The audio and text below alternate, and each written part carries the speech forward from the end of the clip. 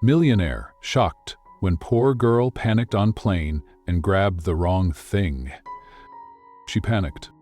Not a little. Not the cute kind. The plane jolted and her hand flew where it absolutely should not have. Definitely not the armrest. His eyes met hers, sharp, startled, and far too amused. "You're not my boyfriend," she whispered. Frozen in horror, he raised an eyebrow. Not yet. That was the moment everything changed. Because she had no idea the man she just accidentally grabbed was her new billionaire CEO. The panic that changed everything. She didn't want to fly, not because she hated planes, but because she hated feeling out of control. Because no one tells you that the scariest part of life isn't falling. It's not knowing who'll catch you. Olivia Saunders had always caught herself. 1,000 tiny breakdowns in silence. Late-night job applications. IT certifications paid with ramen dinners and re-washed outfits. No family money, no safety net. Just a purple backpack, one cracked phone, and a heart she refused to shut off completely. It was her first flight. New York bound, new life. And her palms were already soaked in fear. She kept whispering to herself like a prayer. In through the nose, out to the mouth. Don't throw up. The seatbelt wouldn't buckle. The lights dimmed. The engines rumbled. And then he showed up. Not just anyone.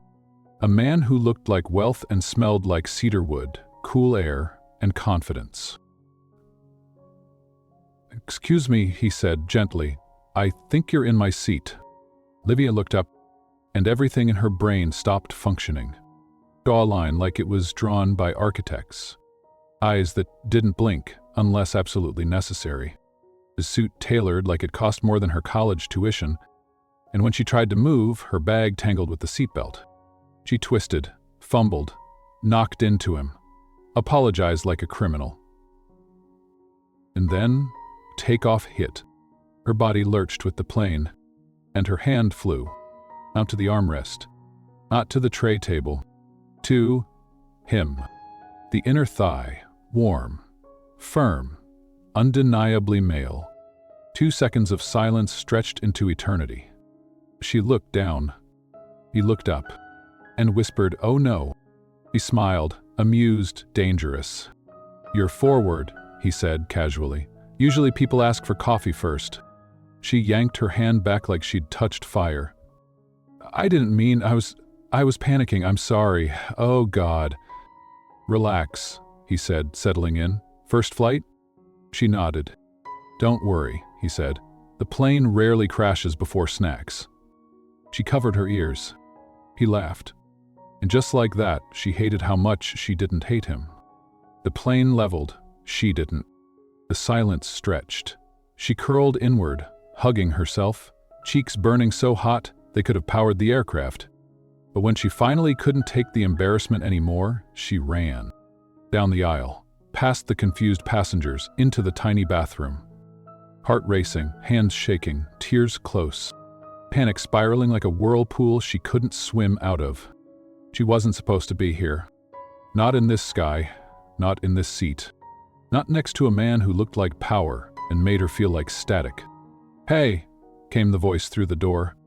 That same calm, maddening voice. "You okay in there?" And then, turbulence. The door flung open.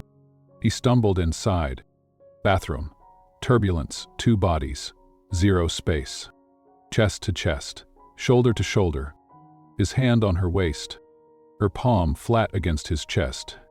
And in that stillness, she whispered the stupidest sentence she'd ever said in her life. "You know what? Just kiss me.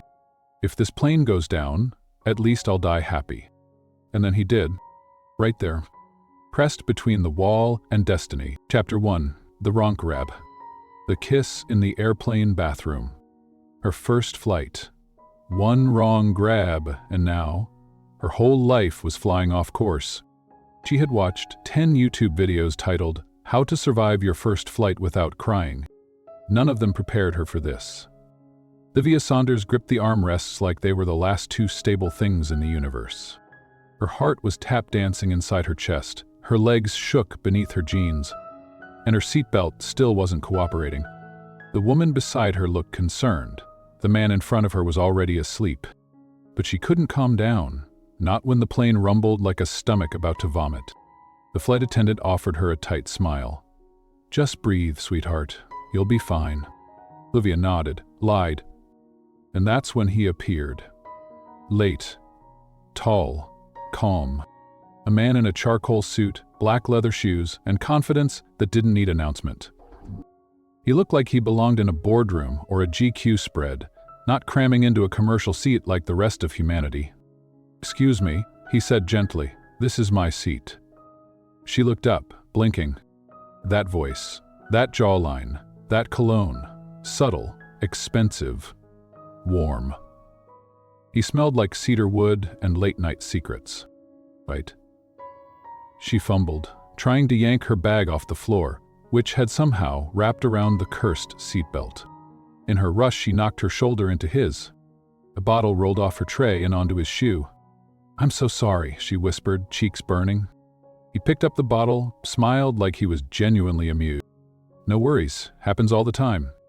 "Does it?" she mumbled, trying to untangle the backpack strap from the buckle like it was a snake knot. When she finally wriggled free and slid over to the window seat, she let out a sigh of relief.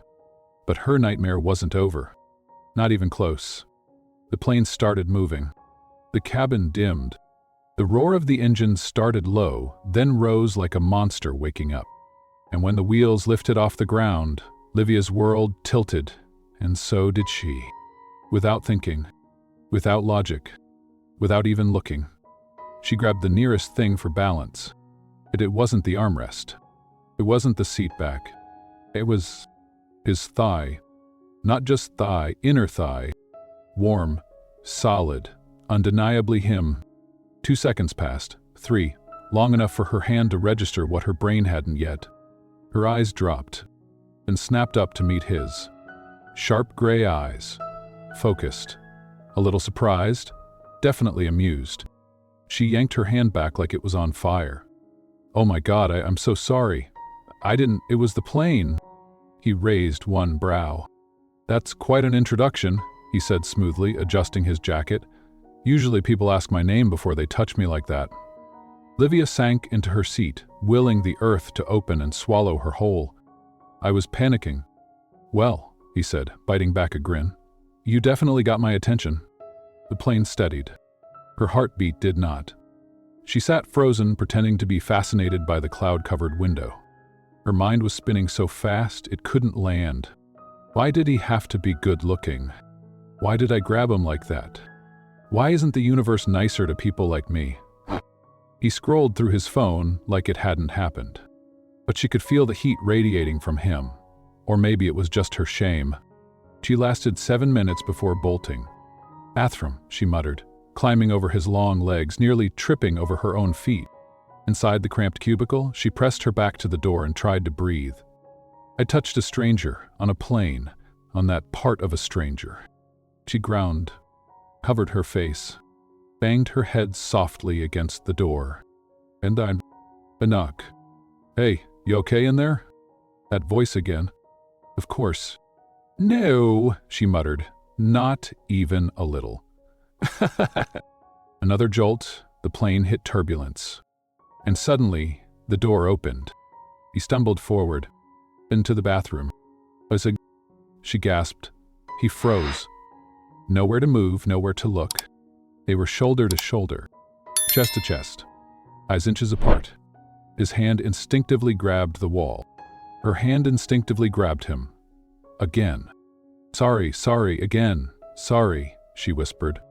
He laughed under his breath. "If this keeps up, we might need a safe word." Livia blinked, then blurted without thinking, "You know what? If this plane crashes, just kiss me, so I die happy." He stared at her, and then he did. It was clumsy, a little too fast, but warm, real, grounding, and far better than any life jacket in the world. She melted against him, feeling the tension slip from her spine. His hand found her waist. Her fingers curled into his lapel. A kiss between two strangers. In a bathroom. At 30,000 feet. No past, no future, just this. A knock. "Excuse me. Is everything all right in there?" They broke apart. Breathless. His eyes searched hers. She opened the door, walked back to her seat without a word. He followed, and in silence they flew, not knowing the turbulence had only just begun. Chapter 2. My Boss, the Bathroom Guy. Livia realizes the man she kissed is now her new boss, the CEO. She kissed a stranger on a plane. The next morning, he walked in and introduced himself as her CEO. She told herself it was over. The moment, the kiss, the whole airplane disaster. New York was waiting, and with it, her new life, her new job, her fresh start. Camilla met her at the curb outside her apartment building with open arms, a wide smile, and a sarcastic, "You look like someone who just accidentally joined the Mile High Club." "I did not," Livia started, cheeks already burning. "You kissed a man in an airplane bathroom." Camilla folded her arms like a judge. "You're lucky you didn't end up on a watch list." Livia dropped her bag inside. It wasn't like that. It was panic. Turbulence. It wasn't real. Camilla raised one brow. "Was his tongue in your mouth?" "Camilla, I rest my case." Livia groaned into a pillow. One night. Just one humiliating, strange, electric, kind of amazing night. But the city was big. The odds of ever seeing him again? 0. She repeated that to herself like a mantra as she walked into the office building the next morning. A high-rise of glass and steel downtown, humming with caffeine, ambition, and money. Brightwell Technologies. Her first real tech job. A salaried position. Actual benefits. The kind of job you told your high school bullies about on Facebook 10 years later. She pressed the elevator button with trembling fingers. "You're a professional," she whispered. "This is your moment." The 25th floor looked like a movie set. Marble floors, polished desks, glass everywhere. She smiled at the receptionist. "Checked in, joined a group of new hires waiting for orientation." Everything was fine, normal, chill. "Good morning," came a deep, confident voice behind her. Olivia turned around. No, no, no.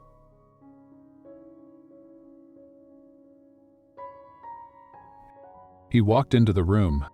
Call. Pressed suit, same smug half-smile, same warm eyes. Her airplane stranger. The man from the bathroom.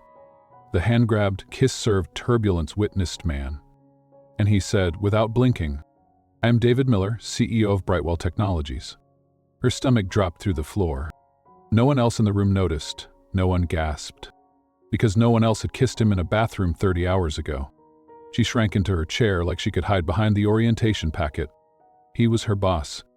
The CEO? And now he was giving a speech about company culture like he didn't know what her lips tasted like. His gaze swept the room. And then it landed on her. For half a second, his competent expression faltered. Recognition, shock, and then amusement. He covered it quickly, straightened his jacket, continued. But she saw it. It flicker. Oh my God. Camilla had told her to make a fresh start, not to flirt with upper management, and definitely not to kiss it. When the orientation ended, the assistant called names to assign departments. "Livia Saunders," she said. Livia stood, heart pounding. David was standing at the front of the room, waiting. He extended his hand with the smooth professionalism of someone who'd been in control of boardrooms since birth. "Welcome, Livia," he said, his voice low. She stared at his hand like it might explode, then shook it, and immediately felt that same electric jolt travel up her arm. "Thank you," she muttered, nearly swallowing her own tongue. He held her hand a moment too long, his eyes locked on hers. "This is going to be interesting," he said, that corner smile deepening. She wanted to scream, or run, or rewind her entire life. Instead, she smiled back. "Barely. Looking forward to it," she whispered. "Liar." The next morning, she didn't eat. Her stomach wasn't interested in food, only dread. She told herself she was imagining it. He probably forgot. He probably moved on. Billionaire CEOs didn't remember awkward girls in economy seats. But when she walked into the IT department, Lucas, her coworker, a programmer with too much coffee and too little filter, greeted her with a smirk. "Newbie, your CEO's been sniffing around." "What?" David Miller came by just to check the chairs. She blinked. "The chairs." Lucas nodded, sarcastic. Very concerned about lumbar support, that one. Livia turned slowly toward the hallway, and there he was. David, carrying a folder, wearing that same navy suit, smirking like the world belonged to him. He walked straight into the IT department. "Morning," he said. Lucas sat up straighter. "Sir." David's eyes found hers instantly. "You good, Livia?" he asked. She nodded. "Yep." "Chairs, great. Super ergonomic." "Glad to hear it," he said, not breaking eye contact. "Let me know if anything's uncomfortable." She nearly choked. He laughed. Lucas turned to her. It was weird. "I'm fine," she said too quickly. "You're blushing," Lucas added. "What's going on?" "Nothing," she said, burying her face behind her monitor. "Nothing at all." But she was lying. Because the man she kissed at 30,000 feet now signed her paychecks. And the worst part? He wasn't avoiding her. He was watching her, smiling at her. And if she wasn't careful, she might do something way worse than grab his thigh again. She might fall for him. Chapter 3. Error 404. Feelings not found. Livia causes an accidental IT issue to get close to David, and he calls her out on it. She tried to avoid him, so why did she just unplug his internet? Livia tried everything to stop thinking about him. Work, coffee, code, reorganizing her email folders alphabetically, even attempting to debug a server that wasn't even broken. But her brain kept rerouting. Back to that bathroom. That kiss, that look in his eyes. She told herself it was just a moment, an accident, a misfire between fear and altitude. So why had he shown up outside the IT department again? With that stupid smile. And why did she keep checking the hallway every time she heard footsteps? It was distracting, unprofessional, dangerous. She needed to refocus. She looked down at her screen, half conscious of the company's network system logs. She knew exactly which device was his. David MCEO Terminal 1.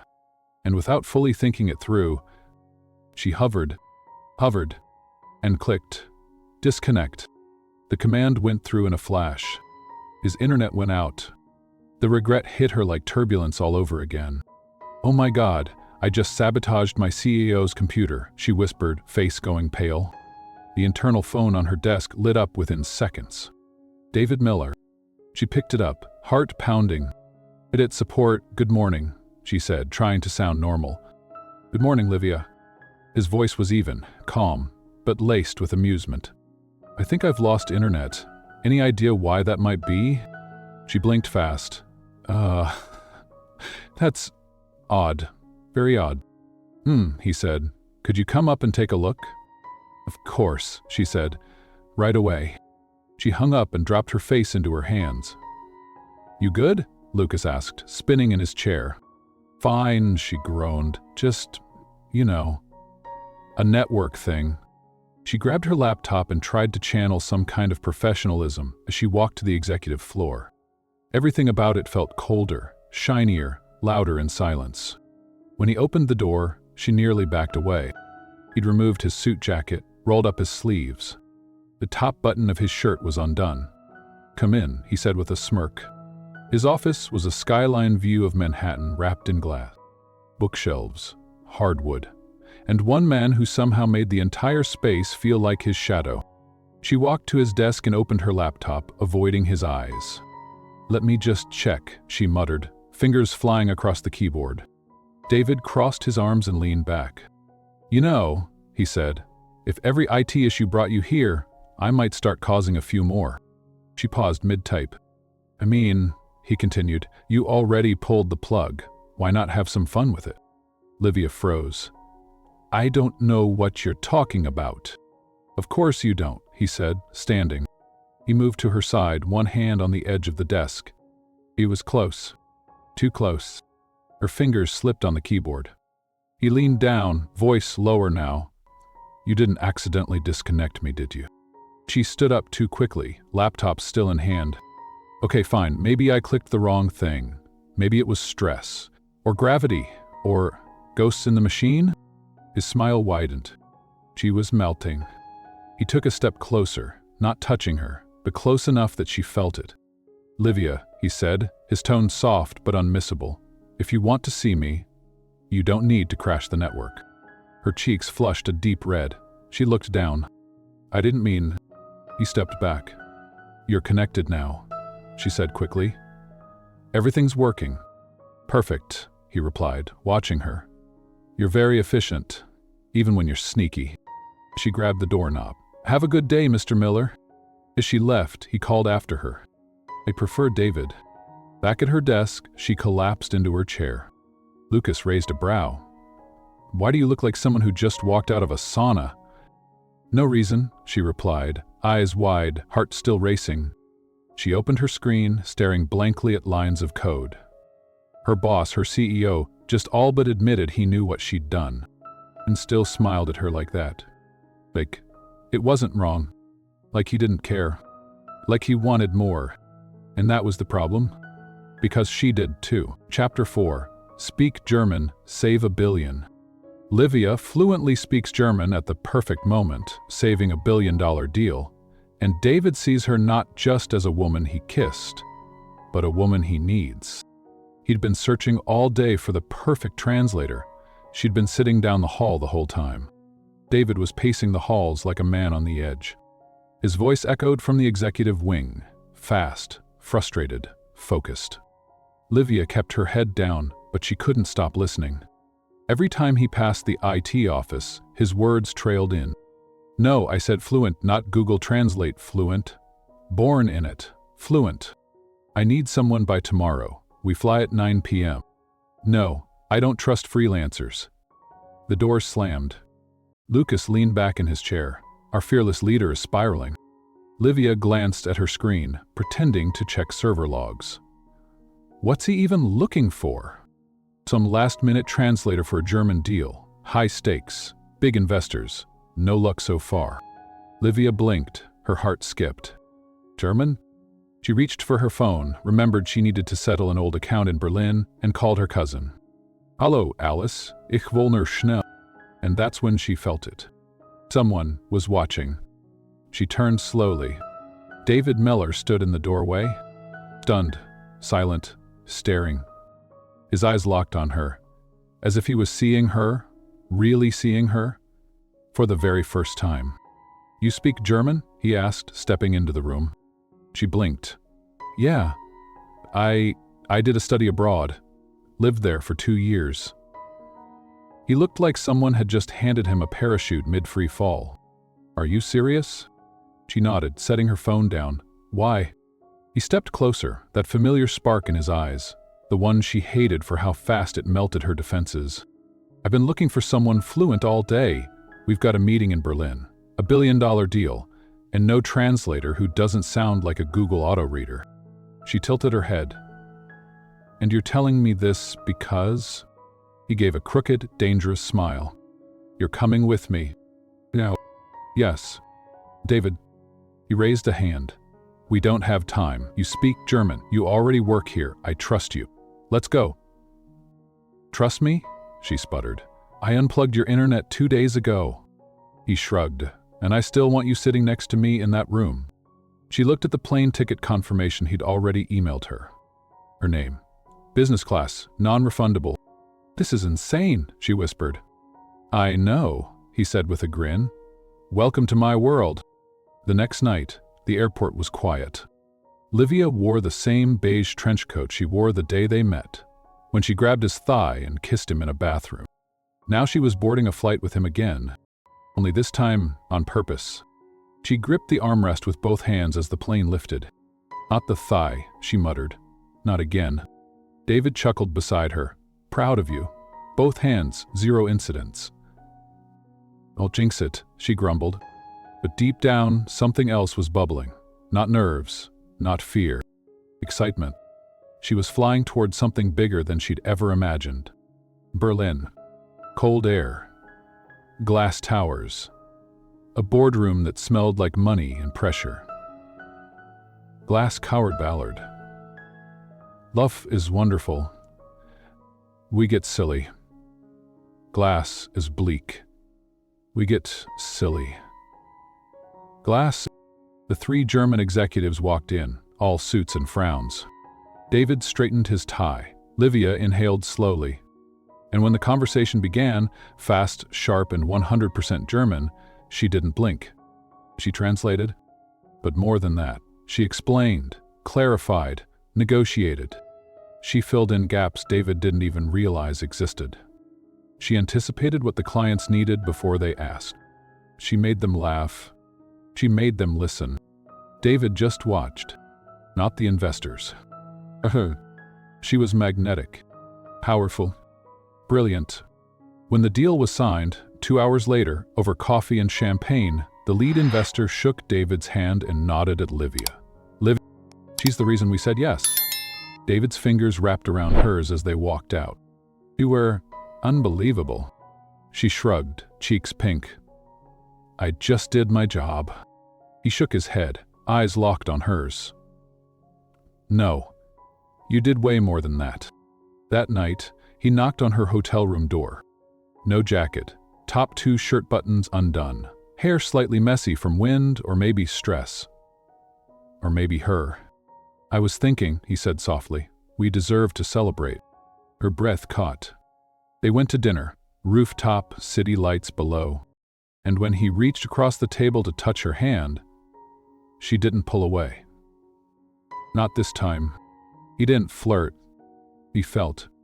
When they stepped out into the cold afterward, he looked at her under the stars and whispered, "Can I?" She just nodded, and he kissed her. Not like the last time. Not clumsy or panicked or mid-air. This time was intentional, soft, warm, real. It was the kiss that said, "I see you, I want you. I'm not pretending anymore." And when they pulled apart, he smiled and whispered, "This wasn't business. Someone called your wife." A mysterious woman shows up at the office claiming to be David's wife and tells Livia to get out of her husband's life. Kissed her like it was real, so why did a woman just walk in and say, "I'm his wife"? Monday started too quiet, too normal. And after a whirlwind weekend of German investors, secret rooftop kisses, and hotel hallways that smelled like cologne and temptation, quiet felt dangerous. Livia walked into the building holding her coffee like armor. Everything about her screamed back to work. Neutral blouse, glasses on, low ponytail, ID badge swinging like a leash. She told herself she could do this. They weren't in Berlin anymore. They were in New York. Back to rules. To desks. To the "don't fall for your CEO" clause that definitely wasn't in the employee handbook, but should have been. The elevator doors opened, the office buzzed. And just when she thought she could survive the day, the hallway went still. Click, click, click. Stiletto heels, sharp, precise, angry. The woman appeared like a storm in designer packaging. Silk dress, perfect makeup, manicured fingers curled around a leather purse. She looked straight at Livia and said, "Are you the one playing house with my husband?" The world stopped. Livia blinked. "I'm sorry, you're what?" The woman smiled. Cold, sharp. "My husband, David Miller, CEO of this company. Or did he forget to mention that part while you were warming his bed?" Livia felt every drop of blood drain from her face. She tried to speak, couldn't. Tried to move, didn't. The woman stepped closer, hands on the desk, voice low. "You're not the first, but I'll make sure you're the last." I didn't know," Livia stammered. "Exactly. You don't know," the woman snapped. "He gets infatuated, but he always comes back. Because he's mine." Livia's hands trembled. "He told me he was divorced," she whispered. The woman laughed. "Men lie, sweetheart, especially powerful ones." And then she leaned in, whispered right into Livia's ear. "Make the smart choice. Step aside before you embarrass yourself more than you already have." And with that, she was gone. Her heels echoed down the hall, and Livia sat frozen, silent, broken. David found her minutes later. She walked straight into his office without knocking. He looked up, smiling. But the moment he saw her face, pale, puffy-eyed, shaking, the smile dropped. "Livia? What's wrong?" She didn't speak. Not at first. Then, quietly, too quiet, she asked, "Are you married?" The air cracked. "What?" he said, stunned. "Don't lie to me," she yelled. "She came to my desk, she looked me in the eye, and said she was your wife." David took 2 steps toward her, hands out. "Livia, no. I'm not married, I swear. I'm divorced." She backed away. "Then why does she still call you her husband?" He ran a hand through his hair, face storming. "Because she's delusional. Because she doesn't accept it. She shows up, she pulls this crap. She always does this." "You should have told me," Livia whispered. "I was going to." "No, you didn't want me to see you messy, to see your past. You didn't trust me enough. I was trying to protect you." "From the truth?" she snapped. "From the truth that maybe she wasn't the first girl in a corner office to fall for him? From the truth that maybe this was just another phase for him, like his ex said?" She laughed, once, bitter. "You know what hurts most?" she whispered. David stood frozen. She looked him straight in the eyes. "You made me believe I was different." And then she walked out. That night, she curled up on the couch beside Camila, hoodie on, eyes red. Camila pressed a bag of frozen peas to her forehead and sighed. "Okay," she said, "catch me up. Who's the wife? Why does she have cheekbones like a Bond villain, and do I need to hide a body?" Livia shook her head. I don't know. You really think he lied?" Livia didn't answer. Because that's the problem. He kissed like he meant it. Held her like he knew her. Took her to Germany, trusted her in a room full of billionaires. But now he was just another man with too many secrets. And her heart, it didn't know whether to stay and fight or run. Chapter 6, The Man at Her Door. David shows up at Livia's apartment and confesses everything, including the one truth he's never told anyone. She didn't want flowers. She wanted the truth, and he finally brought it. She hadn't slept. Not really. Livia just lay there, curled up under a blanket that still smelled like old detergent and distant dreams. The apartment was quiet. Camila had tiptoed around all morning, offering coffee, then cookies, then revenge. Nothing helped. And when the doorbell rang at 8:03 a.m., she didn't move. Until she heard Camila's voice.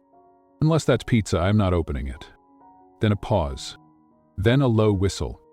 "Oh no, it's better than pizza. It's your CEO, with flowers and nerves." Livia bolted upright.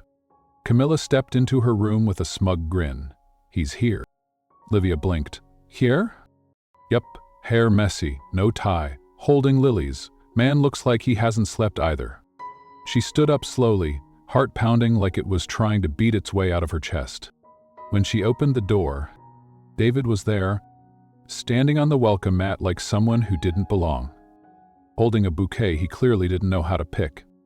Looking at her like she was the last safe place on earth. "Hi," he said, voice soft. She didn't speak. "I brought these," he added awkwardly, raising the flowers. She stared at him. He exhaled slowly. "Okay, no flowers. Got it." She crossed her arms. "Why are you here?" "Because you walked away, and it's the first time in my life I've ever been scared of someone not coming back." She looked down, her voice low. "I asked you one thing, David. Just one." "I know. And you lied." "I didn't mean to." "But you did. You chose not to tell me." He nodded, stepped forward. "Just once." "I did. I chose silence because I didn't want you to see the wreckage. I didn't want you to look at my past and think I was broken. She raised her eyes. But you are. He froze. And so am I, she whispered. He took one more step. I don't want to fix you, Livia, he said. I just want to love you, even the parts you think no one ever could. She blinked fast. And that's when he broke. I've built a life where everyone answers to me, he said, where nothing surprises me, no one rejects me, no one sees past the surface. He swallowed. But you panicked on a plane, grabbed the wrong thing, made me laugh for the first time in years, and then you disappeared like none of it mattered. Like you didn't matter. This letter is signed Marcus Cannon, and I wasn't mine. For me, you were my target, Brandon said. But his voice cracked, and it drove me insane. He stepped closer, holding out the flowers. I know you don't want these. But I didn't come to fix anything. I came to fight. For what? For you. For us. For every second you thought you weren't enough, and for every second after this, when I'll remind you that you are. Silence. You kissed me on a plane, she whispered. Then in Berlin. Then you came back here and let your past show up before you did. I know. She stared at him. So why now? He looked her in the eyes and whispered, because I love you. She blinked. What? I love you, Livia, and I think I have for a while now. I just didn't know what it was. I thought it was chaos, or nerves, or losing control. He smiled, broken, whole. But it was you. And finally, her voice dropped into a whisper. Do me no it's... He took her hand, held it tight. Every word. Camilla, watching from the hallway, gave them a slow nod of approval. Okay, she whispered to herself. That's Netflixable. Chapter 7. The Hacker, the Hero, and the CEO. Livia saves the company from a massive cyber attack using skills no one knew she had. David watches her become unstoppable. Once saw her as a beautiful accident, but today she was the firewall between survival and collapse. Livia showed up Monday like she hadn't just cried for hours. Hair-tied, ID badge on, coffee in hand. But this time, when she looked in the mirror of the office elevator, she didn't whisper. Be professional, she whispered. Be yourself. Because the truth was, she didn't want to hide anymore. Not from David, not from the whispers, not even from the war in her own chest. Welcome back, Lucas grinned, tossing her a pack of sticky notes like a peace offering. Thanks, what did I miss? He leaned closer. Besides your boss walking around like a lovesick Shakespeare character, not much. She rolled her eyes. Can we go back to talking about routers, please? Sure, until the building explodes or something. That's when her monitor blinked.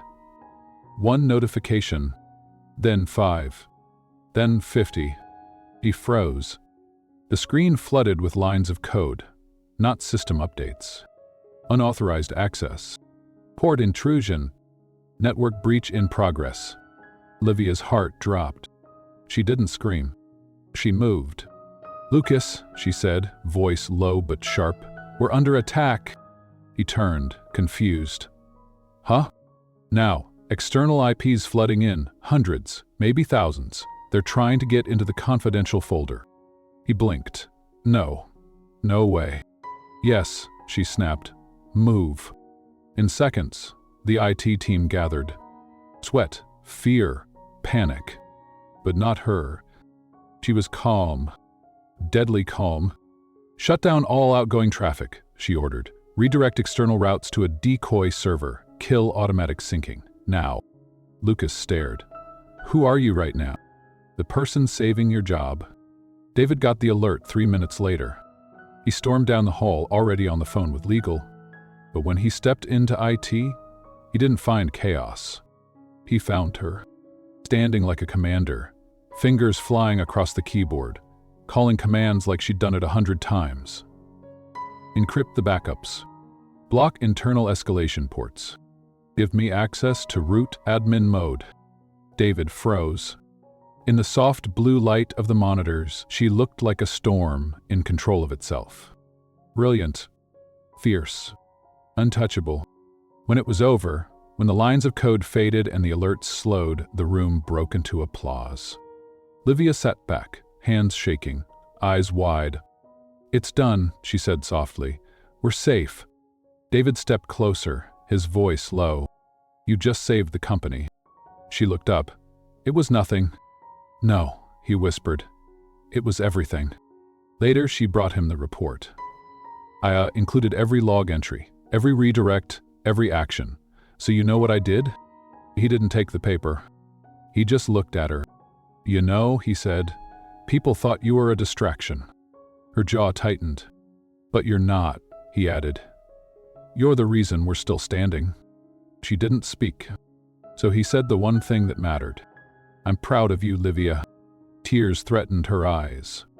"Not because I love you," he added, "but because even if I didn't, I'd still be proud." She smiled, barely holding it in. "You're kind of dramatic for a tech report," she whispered. "Only for you," he replied. Chapter 8. Tell me again. You're not just the CEO. David opens up about his family, his loneliness, and the truth behind why he built his empire. And Livia sees him, really sees him for the first time. Could lead a company, but when she asked how his mom died, he couldn't say a single word. It was quiet, too quiet. The office had emptied, the lights dimmed.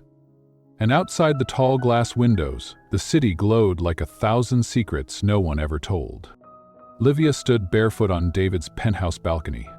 She had no idea how she got there. One minute they were finishing a late meeting, the next he was asking if she wanted to see the view. And now, here she was, holding a glass of wine, hair falling out of her clip, wearing an old cardigan over her blouse because he said, "You'll catch a cold." But she wasn't cold. Not at all. Especially not when he stepped beside her, tie gone, shirt sleeves rolled up, hands in his pockets like the weight of the world had finally taken a day off. "You okay?" she asked. He nodded slowly. "I think so. You don't sound sure." He chuckled, low and dry. I don't think I've ever been sure." She tilted her head. "Not even when you signed your first $1 million deal?" "That was survival," he whispered, "not certainty." A long silence. "Then, do you ever wonder if you're just a title to everyone?" She turned to him. His voice was quieter now. "My whole life, I've been David Miller, son of no one, graduate of nothing, builder of everything." He laughed bitterly. "No family dinners, no college memories, just numbers, schedules, power." He looked at her. "And then you come along. You, with your nervous hands and your stubborn mouth and your 3 a.m. coffee breath. And suddenly, I don't feel like a CEO anymore." He stepped closer. "I feel like someone's person." She swallowed, hard. "And that terrifies me," he added. Livia took a shaky breath. "Why?" "Because if I lose you, I won't just go back to being alone. I'll go back to being invisible." Her eyes welled up. "You're not invisible," she said. "You see me," he whispered. "But what if you stop?" She reached out, took his hand. "Then I'll remind myself," she said, "every day, until you remember too." Another beat of silence. Then she asked the question no one had ever asked him. "What happened to your mom?" He looked away. And when he didn't answer, didn't even move, she knew. This was the part of him no one touched. Not assistants. Not board members. Not even lovers. "She died," he finally said, "and I thought I was done feeling anything after that." She waited. Softly, breathlessly. He looked at her, eyes glassy, jaw tight. "She used to say," he whispered, "you can't build a home from glass and steel." "And yet, here you are," Livia whispered, gesturing to the skyline. He smiled, said, "Soft." "Until you walked in," he said, "I didn't know what I was missing." Then he pulled her close. Not with urgency, not with desire, but with need. She wrapped her arms around him and let him fall, not physically, but emotionally, quietly, completely. And in that moment, he wasn't her boss. He wasn't a billionaire, wasn't anything but a man trying to hold on to the one thing that made him human. You're fired. From my heart. David holds a press conference, fires his ex publicly, and admits the truth about his relationship with Livia. Live, on camera. Built an empire by controlling the narrative. But this time, he gave the world his truth, and her his heart. Livia's phone buzzed 3 times before she picked it up. Lucas's voice came through, frantic. Turn on the news, now. She blinked. Why? Because your boss, the one who kissed you on a plane, survived a hacker attack and broke your heart, is on live TV. She nearly dropped the phone. The screen lit up. There he was. David Miller, CEO of one of the largest tech companies in the US. Standing in front of a dozen reporters, hair perfectly combed, suit immaculate, eyes burning. He raised his hands, cleared his throat. Before we begin, I want to make one thing clear. The reporters leaned in. There have been rumors, he continued, about my personal life, about a woman who works in my company, about whether I abused my position of power. Livia's heart stopped. He took a breath. I did not abuse power, he said. But I did fall in love.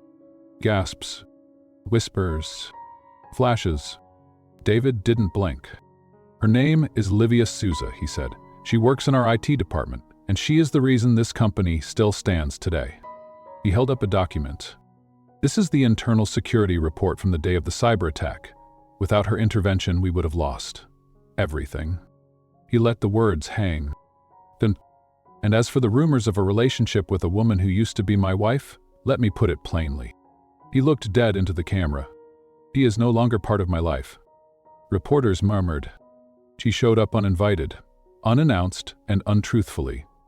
For the last time. Then, the line no one saw coming. And as of this morning, she is also no longer part of this company. The room exploded. Mr. Miller, are you saying you fired her? Yes. Wasn't she an executive board member? Not anymore. What about the rumors that... He raised a hand. I'm not here to protect my image, he said, eyes calm but fierce. I'm here to protect her. Silence. And if this ruins me, so be it. But I won't let someone I love be painted as a scandal.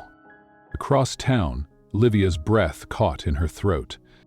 Did he just? Camila whispered from the couch. Did, Livia murmured, stunned.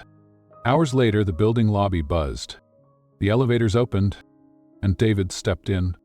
He didn't say anything at first.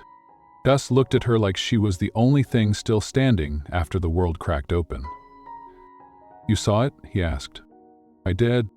He took a step closer. You're not mad? I'm still processing. I'd risk it all again, he whispered. Just for the chance to be near you. She blinked, voice low. You didn't have to save me. Yes, he said. I did. He held out his hand. Not in command. Not in control. Just open? And if you'll still have me, he added, I'd like to take you to dinner in public. No secrets, no fake chairs, just us. Livia smiled. Stepped forward. She took his hand. And then, in the middle of the office hallway, under flickering fluorescent lights and 1,000 watching eyes, they kissed. Not a desperate kiss. Not a reckless one. But a kiss that said, this is real. This is ours.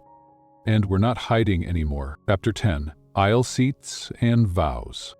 David proposes in front of the entire company during the quarterly results presentation. Livia says yes. The final scene, their wedding, is everything chaotic, clumsy, and deeply, undeniably them.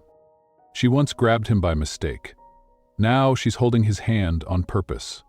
Forever. Livia walked into the conference room like it was any other Thursday. Hair brushed, laptop in hand, trying very hard not to think about the way David had kissed her in the hallway the day before. Quarterly results, she whispered to herself. Just numbers, nothing romantic about percentages. Then he stepped on stage. Sharp suit, clean cut, CEO confidence dialed to 11. But something was different. His eyes weren't scanning the audience. They were locked on her. He spoke about revenue, innovation, growth, all the usual CEO poetry. Then he paused, set the clicker down. Chu took a slow, steady breath. "There's something else I need to say," he said. Everyone turned. "Before I built this company," he began, "I built walls. Around myself, around my life, around the idea that maybe, I didn't need anyone." He looked directly at Livia. "And then one day, someone grabbed me by accident." Laughter. Mid-slight, he added, in what I would call a pretty unfortunate location. More laughter. "But in that 1 second," he said softly, "my whole life changed." And then he stepped off the stage, walked straight to her. He pulled a small box from his jacket. "Yes," Lucas gasped. "Yes, this is happening." Livia froze. "No, he wouldn't. Not here, not—" "Livia Souza," David said, kneeling. Her hands flew to her mouth. The room fell silent. "I've built many things," he said. "Companies, deals, fortresses. But the most beautiful thing I've ever built is a life with you." Tears welled in her eyes. "So," he said, opening the box to reveal a ring, simple, stunning, and completely her. "Will you marry me?" Silence. Then a sob. Then a shout. "Yes," she cried, throwing her arms around him. "Yes, yes, yes." Applause, cheers, people standing on chairs. Even HR clapped. Lucas filmed everything, whispering, "This is going viral." 2 months later, the aisle wasn't red carpet. It was a trail of rose petals scattered through a garden, lit by fairy lights and string quartets. The bride was Livia, in a dress she swore she wouldn't cry in, and absolutely failed to keep that promise. The groom? David Miller, in a tailored suit with a crooked tie because he'd retied it 5 times out of nervousness. "You're trembling," she whispered. "I'm allowed," he said. "I'm marrying my chaos." The vows? Not read from paper. Spoken from memory. From heart. From every scar that brought them here. David's vows. "I used to think being loved meant being strong, untouchable, always knowing what came next. Then you walked into my life and destroyed all of that. You made me human again." Livia's vows. "I didn't fall in love with a CEO. I fell in love with the man who held my hand when I was scared. The one who let me save him back. The one who never let go. A kiss? Soft. Joyful. Public again, but this time, not a risk. A promise." When they turned to walk down the aisle together, Camila shouted, "Don't trip this time." And of course, she did. Right into David, who called her and whispered, "Falling for me again, huh?" She laughed, and for the first time, she didn't feel embarrassed. She felt home. If this story touched you, leave the viewer full, quiet, and emotionally connected. If this story touched you, the next one goes even deeper. See you there. It started with turbulence, and a girl who didn't know where to put her hands. It could have ended there, in a blush, a laugh, a memory that fades somewhere over a time zone. But sometimes, the hands we reach for in panic are the ones we're meant to hold forever. She didn't mean to fall. He didn't mean to care. Neither of them meant to rewrite the rules. But they did. Because love isn't about titles, or timing, or knowing where the seatbelt clips. Love is about staying, even when the flight gets bumpy. Even when the past shows up dressed like fear. Even when the world whispers, "You two don't belong together." They stayed, not because it was easy, but because letting go wasn't an option anymore. She once told herself, "I'm just an employee," but she wasn't. She was the one who fixed what broke. The one who didn't back down when the network, or her heart, was under attack.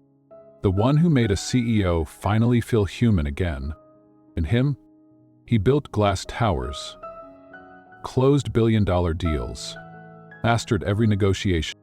But it took one clumsy, terrified woman in seat 14B to teach him how to say, "Please stay." And when he finally did, he didn't just offer her a chair. He offered her a home. So if you've ever loved the wrong way, at the wrong time, in the wrong seat, if you've ever been afraid that you weren't enough, or someone who looked like they had it all, remember this. They don't fall for perfection. They fall for you. Your fire, your mess, your laugh, your courage to stay soft even when the world asked you to be steel. If this story touched you, the next one goes even deeper. See you there.